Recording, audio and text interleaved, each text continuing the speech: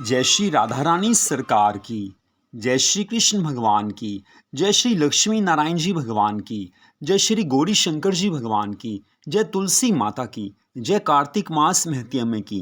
कार्तिक मास महत्यम के 16वें अध्याय की परम सुंदर कथा को आज हम आपको सुनाने जा रहे हैं। देवर्षि नारद जी राजा पृथु से कहने लगे हैं कि हे राजन, सनत कुमार जी ने व्यास जी महाराज जी से 16वें अध्याय की इस कथा को सुनाया था जो मैं तुम्हें सुना रहा हूँ। उस समय सनत कुमार जी ने कहा कि हे महाराज, पार्वती जी की आज्ञा सुनकर श्री विष्णु भगवान छल करने के लिए जलंधर की नगरी की ओर चल पड़े हैं। दैत्य जलंधर की नगरी में जाकर विष्णु भगवान वृंदा के पातिव्रत धर्म को नष्ट करने का विचार करने लगे। मायावियों में श्रेष्ठ श्री विष्णु भगवान ने वृंदा को स्वप्न दिखाया और स्वयं अद्भुत रूप धारण करके उसके नगर के उद्यान में स्थित हो गए हैं। तब उसकी पतिव्रता पत्नी देवी वृंदा ने विष्णु भगवान की माया के प्रभाव से रात्रि में स्वप्न देखा। उसने भगवान विष्णु की माया से अपने स्वप्न में देखा कि उसका पति जलंधर भैंसे पर चढ़कर शरीर में तेल लगाए हुए नग्न होकर काले पुष्पों से विभूषित हो राक्षसों के साथ दक्षिण दिशा की ओर जा रहा है। उसका सिर मुंडा हुआ है और वह अंधकार से ढका हुआ है। इसी तरह उसने अपने को और अपने नगर को समुद्र में डूबते हुए देखा।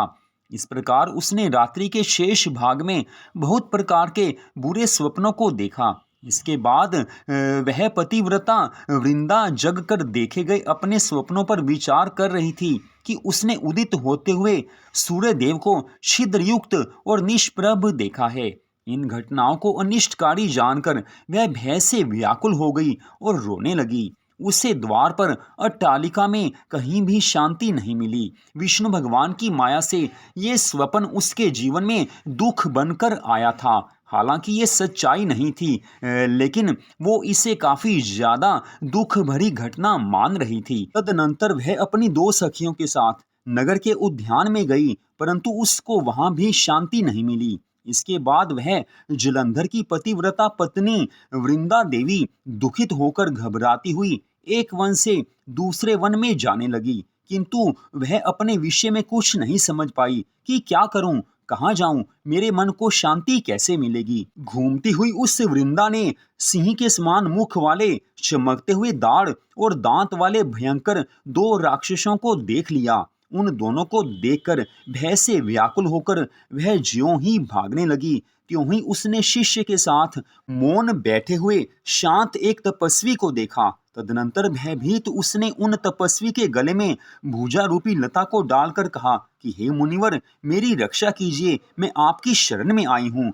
दो राक्षसों द्वारा पीछा की जाती हुई तथा भय से व्याकुल उसको देखकर मुनिवर ने हूँ शब्दों से ही उन दोनों राक्षसों को भगा दिया। उन तपस्वी के हुंकार मात्र से भयभीत होकर भागते हुए उन दोनों राक्षसों को देखकर वह दैत्य पत्नी वृंदा अपने मन में बहुत अधिक विस्मित हो गई है, उसे हैरानी हुई है। तदनंतर भय मुक्त वृंदा ने उन मुनिवर को दंडवत प्रणाम किया है। कहने लगी हैं, वृंदा ने कहा कि हे दया के सागर, हे मुनिनाथ, हे दूसरों की पीड़ा को दूर करने वाले, इन दुष्टों के घोर भय से आपने मेरी रक्षा की है।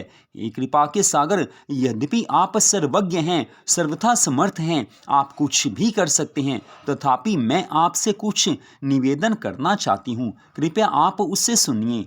हे प्रभु, मेरे स्वामी जलंधर रुद्र भगवान से युद्ध करने के लिए गए हैं। वे वहां युद्ध में कैसे हैं? हे सुव्रत, आप उसे मुझे बताइए। इतनी कथा सुनाकर देवर्षि नारद जी कहने लगे हैं कि हे राजा पृथु, उसके वाक्य को सुनकर कपट करके मौन बैठा हुआ तथा स्वार्थ को सिद्ध करने में कुशल वह मुनि कृपा करके ऊपर की ओर देखने लगा। उसी समय दो बंदर आए और उसको प्रणाम करके सामने खड़े हो गए। इसके बाद उनकी भौहों के इशारे से नियुक्त होकर वे आकाश की ओर चले गए।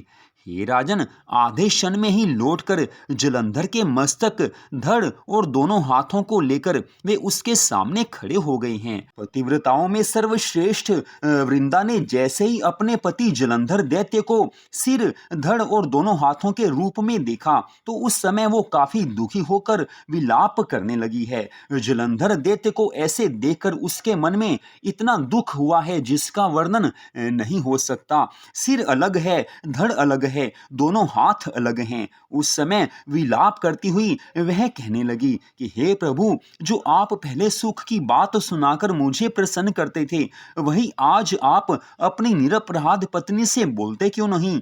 अहो, जिन्होंने पहले गंधर्वों के साथ विष्णु और देवताओं को भी पराजित कर दिया था, वही त्रिलोकी के स्वामी आज एक तपस्वी से कैसे मारे गए हैं? आपका संपूर्ण शरीर इतने अंगों में विभाजित क्यों हो गया है? आज दुख की ऐसी अवस्था में उसे मालूम नहीं है कि वो क्या बोल रही है। आगे कहने लगी हैं कि हे दैत्य श्रेष्ठ, मैंने आपसे पूर्व में कहा था कि शिव पर ब्रह्म हैं, भगवान है, त्रिलोकी के स्वामी हैं, परंतु आपने रुद्र भगवान के तत्व को न जानकर मेरे उस बात को स्वीकार नहीं किया।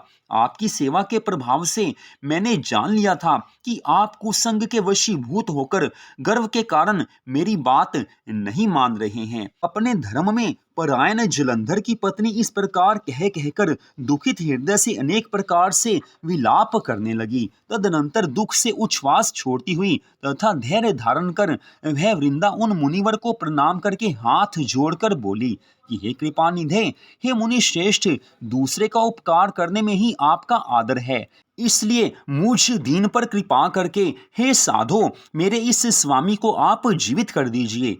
हे मुनीश्वर, मैं समझती हूँ कि आप पुनः इनको जीवित करने में समर्थ हैं, इसलिए मेरे प्राणनाथ को आप जीवित कर दें। इस प्रकार कहकर पातिव्रत धर्म में तत्पर वह दैत्य पत्नी दुख से श्वास छोड़ती हुई उनके चरणों में गिर पड़ी है। मुनि कहने लगे कि यह युद्ध में रुद्र भगवान के द्वारा मारा गया है, इसलिए इसको जिलाने में मैं समर्थ नहीं हूँ, क्योंकि रुद्र भगवान के द्वारा युद्ध में मारा गया व्यक्ति कभी जीवित नहीं होता है। तथापि फिर भी शरणागत की रक्षा करनी चाहिए। इस शाश्वत धर्म को जानता हुआ मैं कृपा से युक्त होकर इसे जीवित कर देता हूँ।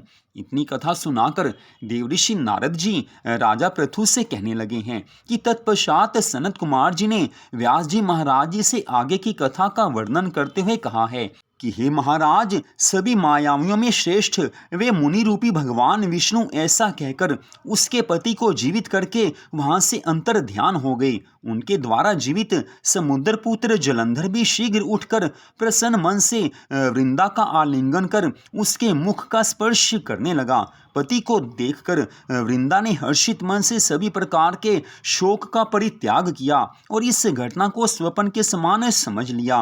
वह प्रसन्न चित्त से काम भाव का उदय होने पर उस वन के मध्य ही उसके साथ बहुत दिनों तक भोग विलास करती रही।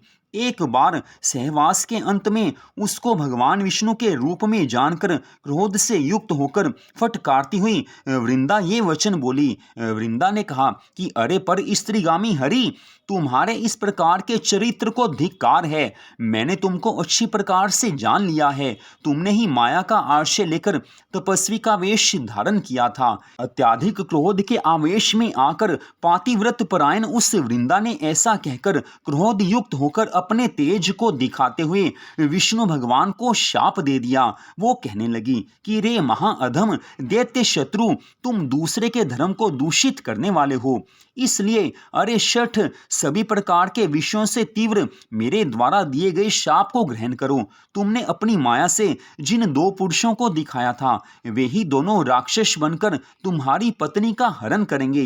तुम भी पत्नी के दुख से दुखित होकर वानरों की सहायता लेकर वन में भटकते हुए घूमो, और यह जो सर्पों का स्वामी शेष नाग तुम्हारा शिष्य बना था, यह भी तुम्हारे साथ वन वन में भटके भ्रमण करे। ऐसा कहकर वह वृंदा उस समय भगवान विष्णु के द्वारा रोके जाने पर भी अपने पति जलंधर का मन में ध्यान करते हुए अग्नि में प्रवेश कर गई। उस समय उसकी उत्तम गति को देखने की इच्छा वाले ब्रह्मा आदि सभी देवता अपनी पत्नियों के साथ आकाश मंडल में आकर स्थित हो गए हैं।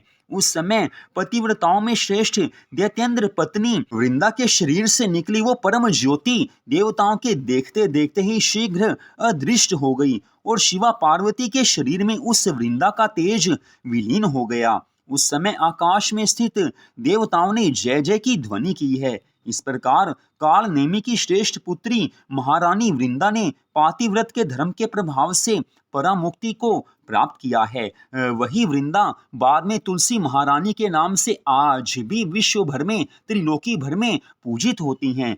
इतनी कथा सुनाकर देवऋषि नारद जी कहने लगे हैं कि हे राजन, ऐसी घटना को प्रत्यक्ष देखकर श्री हरि विष्णु भगवान जी ने पुनः वृंदा का स्मरण कर उसकी चिता की भस्म धूलि को धारण कर लिया। देवताओं और सिद्धों के द्वारा ज्ञान देने पर भी उनको कुछ शांति नहीं मिली है और वे वहीं पर स्थित हो गए हैं। तो यहीं पर कार्तिक मास महत्म्य के 16वें अध्याय की इस कथा का विश्राम होता है। अगले भाग में आप इससे आगे की कथा को सुन पाएंगे। जय श्री राधा रानी सरकार की, जय श्री कृष्ण भगवान की, जय श्री लक्ष्मी नारायण जी भगवान की, जय श्री गौरी शंकर जी भगवान की, जय तुलसी माता की, जय कार्तिक मास महत्म्य की, जय सदगुरुदेव श्री बंसी वाले महाराज की। जय जय श्री राधे, जय जय श्री राधे, जय जय श्री राधे श्याम।